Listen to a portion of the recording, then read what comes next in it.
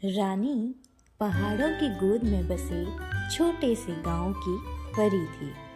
उसकी आंखों में वही हल्का नीलापन था जो सुबह के आकाश में झिलमिलाता है, और उसकी हंसी पंछियों के गीतों सी मीठी।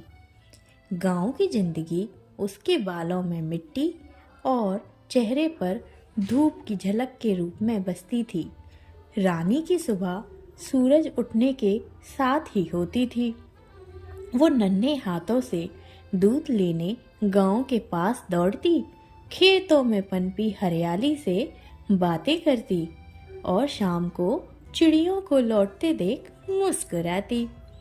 उसके लिए किताबें फूलों सी सुगंधित और नदियाँ गाती हुई कविता थी। पर गांव के रीति रिवाज रानी के सपनों के लिए बंधन की दीवारें बनने लगे। स्कूल सिर्फ लड़कों के लिए था, लड़कियों का काम जमीन और चूल्हा संभालना। रानी का मन विद्रोह करता। वो जंगल के बीच छिपे झरने के पास बैठकर चुपके से पत्तियों पर अक्षर उकेरती, चिड़ियों को उसकी गिनती और कहानियां सुनाती। वो जवाब में चहक कर हामी भरती। एक दिन गांव में मेला लगा।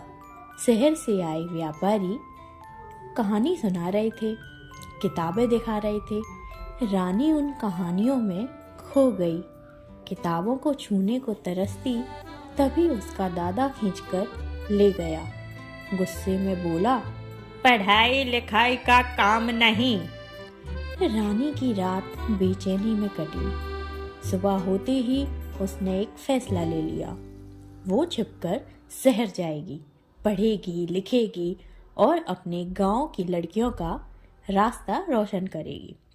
दुर्गम रास्ते, भूख, प्यास, तूफान और अजनबी शहर का डर। रानी ने सब कुछ झेला। वह धनी घरों में काम करती, रात को छिपकर पढ़ती, शहर के पुस्तकालयों में छिपकर ज्ञान पीती।